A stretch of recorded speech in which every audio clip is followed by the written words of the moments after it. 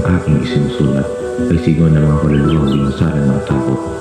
Sa akdang ito, hangad kong pag-alabin ang damdamin na tulog sa dilim upang muling magising ang diwang Pilipino. Palunat ang aking sandata at ang kalayaan ng aking mga. Ito ang aking sinulat, Lord of my Love.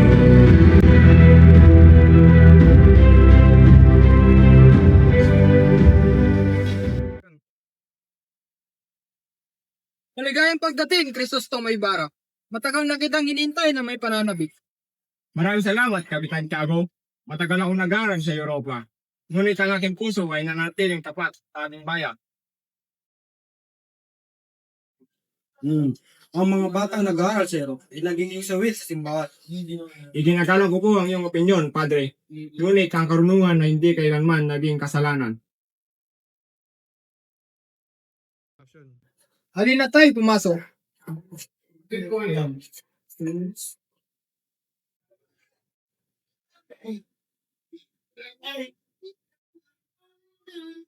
Magandang mga kapag. Mupo kayo na habis.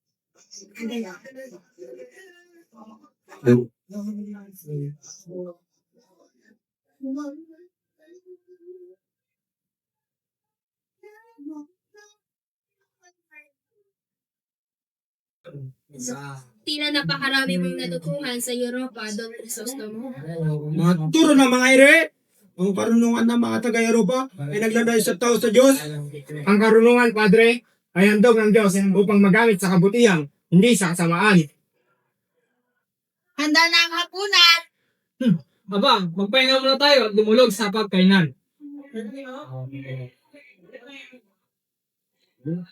Lagi kong inaangan ang aking ama, si Don Rafael.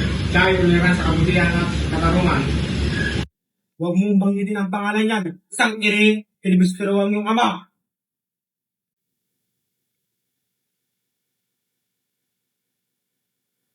Hindi ko po matatanggap yan. Ang aking ama ay marangal at minamahal ng bayan.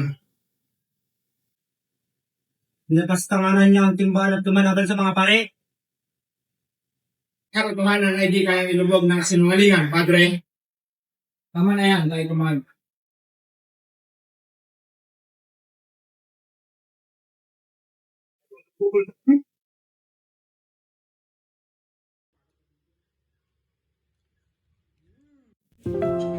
Don Crisostomo, nararapat mong malaman ng katotohanan.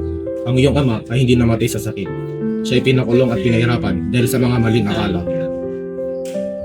Diyos ko, sinong may kagagawan?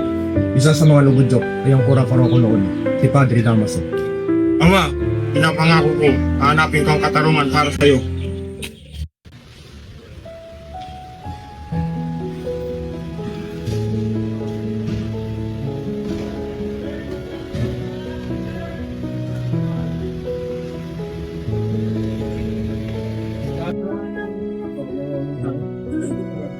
Magandang araw din yun. Tara kung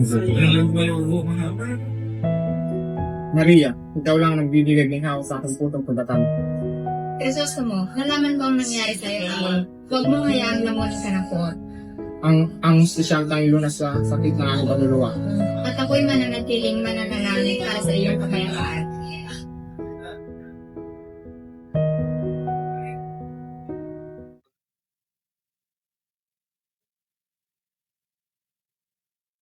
Magandang araw, Padre. Kapitan Tiago, kasal mo si Maria Clara kay Inaris. Yan lamang ang makakapagpanahuli ng dangal mo at simbahan ko. Ngunit, Padre, mahal ni Maria Clara sa Ibarra. Ang iba ay anak ng ire. Huwag dito ay ang mas yung pangalan. Susunod, Padre.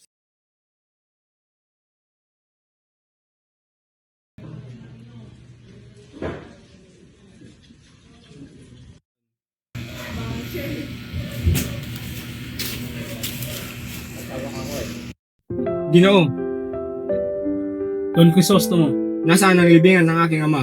wala na rito ang labi ng iyong ama. Inutusan akong ilipat ito sa libingan ng mga itse. Hindi siya nararapat doon. Siya mabuting tao. Utos iyon ng kura pakatang iyon. Si Padre Damaso. Sabihin mo ang totoo. Ano yan? Maulan nung araw na iyon, kaya napagpasyan ko na lang siyang itapon sa iyo. Isinusumpa ko Hindi ako titigil hanggat hindi ko nakukuha ang katarungan.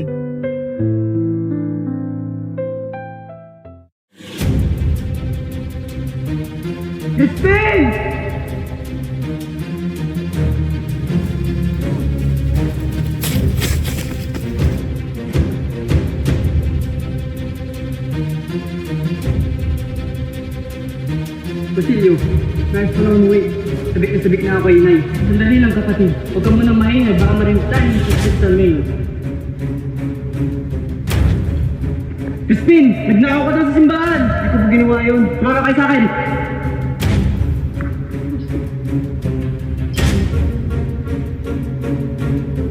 Kailangan ko malaman ni Inay. Scene 9.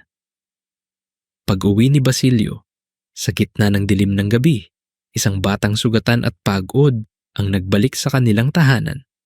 Si Basilio, may luha sa mata at kaba sa dibdib, ay naghahanap ng kalinga sa kanyang ina. Ngunit ang kanyang pagbabalik ay may dalang balita ng dalamhati, ang pagkawala ng kanyang kapatid na si Crispin. Sa gabing iyon, ang tahanan nila ay napuno ng iyak at pagdurusa, tanda ng pagsisimula ng mas mabigat pang mga pagsubok. Scene 10. Pag-uwi ni Basilio, karugtong ng tagpo.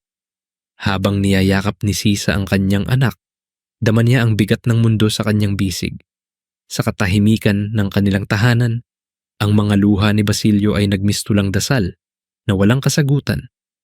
Ang mag-inang minsang puno ng pag-asa ay ngayoy binalot ng kawalan, isang larawan ng pamilyang biktima ng kasinungalingan at pang-aapi.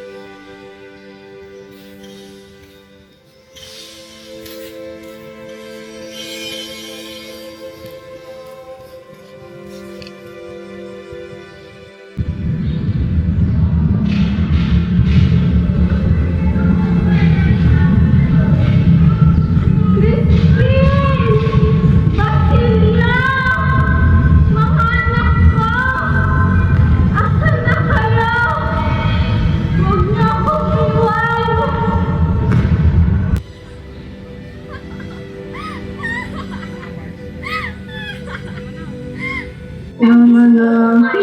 Isama ko.